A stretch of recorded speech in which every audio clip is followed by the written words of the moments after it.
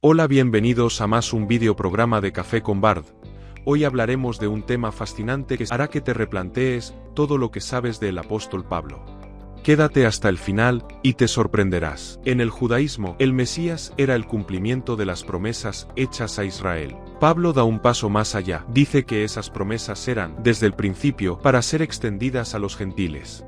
Eso es dinamita teológica. Significa que la circuncisión, la ley, las fiestas y las prácticas de identidad judía ya no eran necesarias. Ahora, lo único esencial era la fe en Cristo. Ya no hay judío ni griego, esclavo ni libre, hombre ni mujer, todos sois uno en Cristo Jesús, Gálatas 3:28. Con esta idea, el Mesías se convierte en una figura transnacional, transétnica y espiritual. Y con eso, Pablo establece los cimientos de un cristianismo independiente del judaísmo. Para entender a Pablo, primero hay que recordar qué esperaban los judíos cuando hablaban del Mashiach. En términos simples, un descendiente de David, que gobernaría desde Jerusalén, que derrotaría a los enemigos de Israel, y restauraría la gloria del reino, una mezcla de independencia política, pureza religiosa y bienestar social. Era una figura nacional, militar, mesiánica en lo político. El Mesías debía triunfar en este mundo, no morir en una cruz romana como un criminal deshonrado. Desde esa óptica, Jesús era un fracaso mesiánico. La cruz no era solo dolor, era humillación, deslegitimación total. Como dice Deuteronomio 21:23, maldito todo el que es colgado en un madero. No era el final glorioso que se esperaba del enviado de Dios. Y ahí entra Pablo. Lo que él hace es tan radical como osado, convierte el fracaso en victoria, la cruz en trono, la muerte en coronación.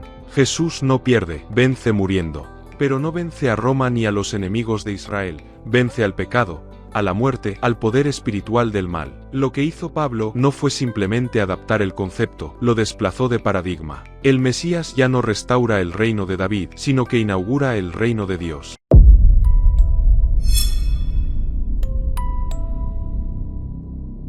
Para muchos judíos de su tiempo, lo que hacía Pablo era una traición. Desfigurar las escrituras, vaciar las promesas del pacto, y adorar a un hombre como si fuera Dios. Parte de la hostilidad que enfrentó Pablo vino de los propios judíos que veían en él a un apóstata. Pero Pablo no lo vio como traición, sino como revelación. Para él, Dios había ocultado el misterio del Mesías hasta el momento justo, y ahora lo revelaba plenamente en Cristo. Lo que parecía nuevo, decía él, era en realidad el cumplimiento final del plan eterno de Dios.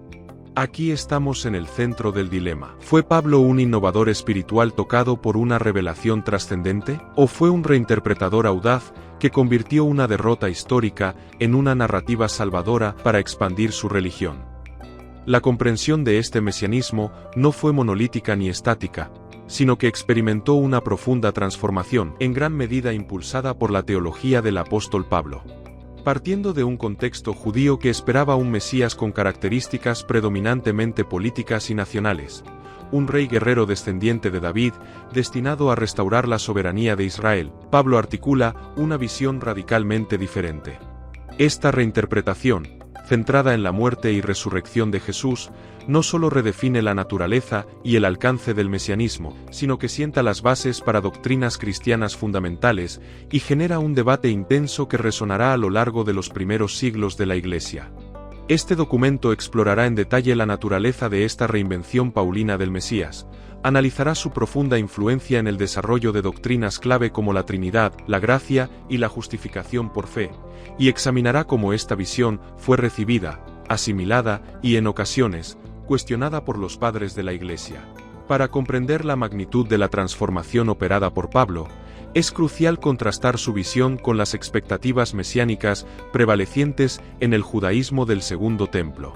La esperanza judía se centraba en un Mashiach que cumpliría roles muy concretos y terrenales: ser un descendiente de David, gobernar desde Jerusalén, derrotar militarmente a los enemigos de Israel y restaurar la gloria pasada del reino, entendida como una amalgama de independencia política, pureza religiosa y prosperidad social. El Mesías era, fundamentalmente, una figura de restauración nacional y triunfo político-militar en el escenario de este mundo. La crucifixión de Jesús a manos de los romanos no representaba un triunfo, sino el fracaso más absoluto y humillante. La muerte en la cruz, considerada una maldición, según la propia ley Deuteronomio 21:23, maldito todo el que es colgado en un madero, era la antítesis del final glorioso esperado para el enviado de Dios. Es en este punto donde interviene la audacia teológica de Pablo. Él no niega la cruz, sino que la resignifica por completo, transformando lo que parecía una derrota ignominiosa en el epicentro de la victoria divina. La inversión es radical, el fracaso aparente se convierte en el triunfo definitivo. La cruz, símbolo de maldición, se transmuta en trono, la muerte, en coronación. Sin embargo, la victoria que Pablo proclama no es sobre el imperio romano o los adversarios políticos de Israel, sino sobre enemigos de naturaleza espiritual y cósmica. El pecado, la muerte y las fuerzas del mal que subyugan a la humanidad. Como afirma en Gálatas 3:13, Cristo nos redimió de la maldición de la ley, hecho por nosotros maldición. Esta reinterpretación desplaza el eje del mesianismo judío. El Mesías ya no es una figura exclusivamente ligada al destino nacional de Israel, sino que su obra adquiere una dimensión universal, destinada a todas las naciones. Su victoria no se mide en términos geopolíticos, sino espirituales, cósmicos y escatológicos. Pablo no se limita a adaptar el concepto de Mesías, lo traslada a un paradigma completamente nuevo. El Mesías paulino no viene a restaurar el reino de David en su forma terrenal, sino a inaugurar el reino de Dios, una realidad espiritual y trascendente. Esta universalización del mensaje mesiánico tiene consecuencias teológicas de gran calado. Si el Mesías es para todos, entonces las barreras étnicas y rituales que definían la identidad judía pierden su centralidad en el nuevo pacto inaugurado por Cristo. Pablo argumenta que las promesas hechas a Abraham e Israel estaban, desde su origen, destinadas a extenderse a los gentiles. Esto implica, de manera revolucionaria para su tiempo, que la observancia de la ley mosaica, incluyendo la circuncisión, las leyes dietéticas y las festividades, ya no es el requisito indispensable para formar parte del pueblo de Dios. Lo esencial ahora es la fe en Jesucristo. En sus propias palabras, ya no hay judío ni griego, esclavo ni libre, hombre ni mujer, todos sois uno en Cristo Jesús, Gálatas 3:28. Con esta declaración, Pablo sienta las bases para un cristianismo que trasciende las fronteras nacionales y culturales, definiéndolo como una comunidad de fe unida espiritualmente en Cristo, independiente de las estructuras religiosas del judaísmo tradicional. Esta visión, sin embargo, no estuvo exenta de controversia, siendo percibida por muchos de sus contemporáneos judíos como una traición a las Escrituras y al pacto, mientras que Pablo la defendía como la revelación plena del misterio divino oculto, Efesios 3:3-6. Influencia en doctrinas posteriores. Trinidad, gracia y justificación por fe. La radical reinterpretación paulina del Mesías no se quedó en una mera redefinición conceptual, sino que actuó como un catalizador fundamental en la formulación y el desarrollo de doctrinas centrales del cristianismo posterior. Aunque Pablo no articuló explícitamente la doctrina de la Trinidad, tal como se consolidaría siglos después en los concilios ecuménicos, sus escritos proveyeron elementos teológicos cruciales que allanaron el camino para su desarrollo. La semilla de la Trinidad. Si bien Pablo opera dentro de un marco fundamentalmente monoteísta judío, sus cartas contienen afirmaciones sobre la naturaleza y relación entre Dios Padre, Jesucristo y el Espíritu Santo que resultaron seminales. Pablo proclama a Jesús no solo como Mesías, sino como Hijo de Dios, e incluso le atribuye una preexistencia y un rol en la creación. Colosenses 1:15 y 16. Llegando a afirmar que en él habita corporalmente toda la plenitud de la deidad, y refiriéndose a él como Dios sobre todas las cosas. Estas elevadas afirmaciones sobre Cristo, que lo sitúan en una relación única e íntima con Dios Padre, fueron un pilar para la posterior reflexión cristológica que desembocaría en la afirmación de la consustancialidad del Hijo con el Padre en el Concilio de Nicea 325 después de Cristo. La definición nicena afirmó que el Hijo era homoousión de la misma sustancia que el Padre, estableciendo un fundamento clave para la doctrina trinitaria. Pablo también otorga un papel prominente al Espíritu Santo, describiéndolo no como una fuerza impersonal, sino como un agente divino activo en la vida del creyente y de la Iglesia.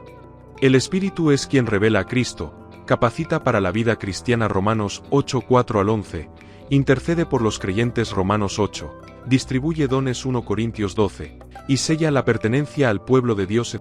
Aunque no necesariamente definiciones trinitarias formales aparecen en sus escritos, como la bendición final de 2 Corintios 13:14, la gracia del Señor Jesucristo, el amor de Dios y la comunión del Espíritu Santo sean con todos vosotros. Si bien Pablo no usa el término Trinidad, acuñado posteriormente por Tertuliano, su teología sobre la relación entre Padre, Hijo y Espíritu proporcionó el lenguaje y los conceptos esenciales sobre los que se construiría la doctrina formal en los siglos siguientes. Pasando por el credo niceno-constantinopolitano, 381 después de Cristo, que afirmó la divinidad del Espíritu Santo. Gracia y justificación por fe, el corazón del Evangelio paulino. Si hay un concepto que permea toda la teología paulina, y que deriva directamente de su comprensión del Mesías crucificado y resucitado, es el de la gracia charis. Para Pablo, la salvación no es algo que el ser humano pueda ganar o merecer a través de sus propios esfuerzos, méritos u observancia de la ley, sino un don inmerecido y gratuito de Dios, otorgado a través de Jesucristo. Esta noción de gracia es inseparable de la justificación por fe dikaiosin ek pistes, otra doctrina central en el pensamiento paulino. Pablo argumenta vehementemente que la condición humana está marcada por el pecado, entendido no solo como transgresiones individuales, sino como un poder que esclaviza y una orientación fundamental de rechazo a la gloria de Dios. Romanos 1:21.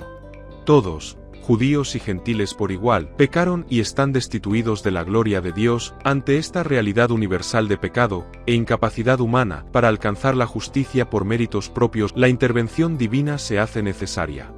Esta intervención es la obra redentora de Cristo, cuya muerte sacrificial satisface las demandas de la justicia divina propiciación, y cuya resurrección inaugura una nueva vida. La justificación, en la teología paulina, es un acto forense de Dios. Él declara justo al pecador no en base a las obras de éste, sino en base a la fe en Jesucristo. Justificar significa pronunciado o tratado como justo. No se trata de un proceso de mejora moral, eso corresponde a la santificación, que sigue a la justificación, sino de un cambio de estatus legal ante Dios. El creyente es revestido de la justicia de Cristo. Esta justificación se recibe únicamente por medio de la fe, que es la confianza y entrega personal a la obra salvadora de Cristo. Para Pablo, la salvación es un don concedido a quienes ponen su confianza en Cristo, y que la fe glorifica a Dios porque reconoce que la fuerza y el poder provienen solo de Él. Esta doctrina de la justificación por la fe, fundamentada en la gracia, tuvo un impacto transformador. Desafiaba la noción de que la pertenencia al pueblo de Dios dependía de la observancia de la ley mosaica, abriendo la puerta a los gentiles en igualdad de condiciones que los judíos. Establecía la fe en Cristo, y no las obras de la ley, como el único requisito para la salvación, redefiniendo así la naturaleza misma de la relación entre Dios y la humanidad. Esta enseñanza se convirtió en un pilar del cristianismo y fue, siglos más tarde, un punto central en la Reforma protestante. La audaz teología de Pablo, con su reinterpretación del Mesías y su énfasis en la gracia y la justificación por fe, no fue recibida de manera uniforme ni inmediata en las primeras comunidades cristianas. Como señala Ernst Dassmann, la recepción de San Pablo en la Iglesia primitiva no fue fácil. Su anuncio de Cristo, formulado en diálogo y confrontación con el helenismo y el judaísmo, generó una teología con rasgos peculiares que suscitó tanto adhesión como recelo. En la generación inmediatamente posterior a los apóstoles, conocida como los padres apostólicos finales del siglo I y principios del segundo, la figura y los escritos de Pablo gozaron en general de gran estima, aunque su teología fue asimilada y adaptada a las nuevas circunstancias. Clemente de Roma, en su primera epístola a los Corintios aproximadamente 96 después de Cristo, demuestra familiaridad con varias cartas paulinas. Invoca la autoridad de Pablo al abordar las divisiones en Corinto, 1 Clemente 47, 1-4, y lo elogia como bienaventurado apóstol, y mayor ejemplo de paciencia, por su martirio 1 Clemente 5, 5-7, situándolo al mismo nivel que Pedro. Teológicamente, Clemente utiliza un lenguaje marcadamente paulino al hablar de la justificación. No hemos sido justificados por nosotros mismos, ni por nuestra sabiduría, o conocimiento, o piedad, u obras hechas con rectitud de corazón, sino por la fe por la que Dios Todopoderoso justificó a todos desde la eternidad.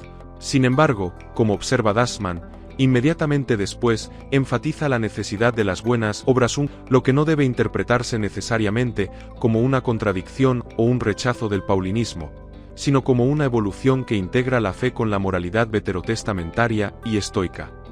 Ignacio de Antioquía, martirizado aproximadamente 110 después de Cristo, en sus cartas escritas camino al martirio, muestra una profunda afinidad personal y teológica con Pablo.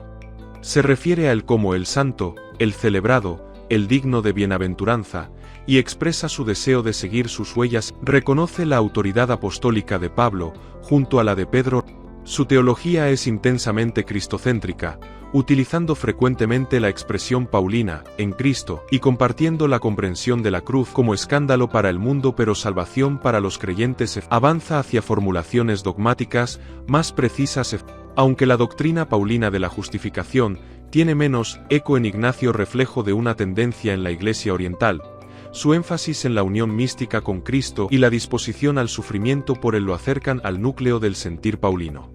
Policarpo de Esmirna, martirizado aproximadamente 155 a 167 DC, discípulo del apóstol Juan y maestro de Ireneo, también evidencia un profundo respeto por Pablo en su carta a los filipenses. Admite no poder seguir de cerca la sabiduría del bienaventurado y glorioso Pablo, y reconoce que Pablo les escribió cartas plural para su edificación. Cita la fórmula paulina de la salvación por la gracia, no por vuestras obras, Filipenses 1:3, pero, al igual que Clemente, la vincula estrechamente con la necesidad de una conducta recta y la obediencia a los mandamientos del Señor, adaptando la parénesis paulina a un contexto donde la inminencia de la parusía había disminuido. El siglo II, controversia y cautela. Si bien los padres apostólicos mostraron una recepción mayoritariamente positiva, el siglo II fue testigo de una creciente controversia en torno a Pablo. La causa principal fue la apropiación de sus escritos y doctrinas por parte de diversos grupos gnósticos, especialmente Marción. Marción 85 a 160 DC veía en Pablo al único apóstol verdadero, que había comprendido la radical oposición entre el Dios creador del Antiguo Testamento, un Dios inferior y justo, pero no bueno, y el Dios supremo y bueno revelado por Jesús. Construyó un canon bíblico propio que excluía todo el Antiguo Testamento y la mayoría de los escritos neotestamentarios, conservando únicamente una versión editada del Evangelio de Lucas y 10 epístolas paulinas, también purgadas de supuestas interpolaciones judaizantes. Esta apropiación gnóstica hizo que Pablo se volviera sospechoso para muchos en la corriente principal de la Iglesia. Tertuliano llegaría a llamarlo el apóstol de los herejes. Como resultado, muchas comunidades cristianas del siglo II mantuvieron un cauteloso silencio sobre Pablo, y hubo un cierto retroceso apologético en el uso de su teología. Fue Ireneo de Lyon, aproximadamente 130 a 202 DC, discípulo de Policarpo, quien desempeñó un papel crucial en la restauración del prestigio de Pablo dentro de la gran Iglesia. En su lucha contra el gnosticismo, particularmente contra Marción, Ireneo no evitó a Pablo, sino que lo utilizó extensamente para demostrar la unidad del plan salvífico de Dios, la armonía entre el Antiguo y el Nuevo Testamento, y la coherencia de la fe apostólica, la regla de fe transmitida por la Iglesia. Ireneo interpretó a Pablo dentro de la tradición eclesial, mostrando que, lejos de apoyar las dualidades gnósticas, sus escritos confirmaban la fe ortodoxa en un único Dios creador y redentor, y en la plena humanidad y divinidad de Cristo. Al retomar la discusión con los gnósticos utilizando las propias armas paulinas, Ireneo restituyó el prestigio de San Pablo y de sus escritos, asegurando su lugar central y canónico en la teología cristiana posterior. Esta trayectoria ilustra la complejidad del legado paulino y la necesidad constante de la Iglesia de interpretar y contextualizar su potente teología en diálogo con los desafíos de cada época.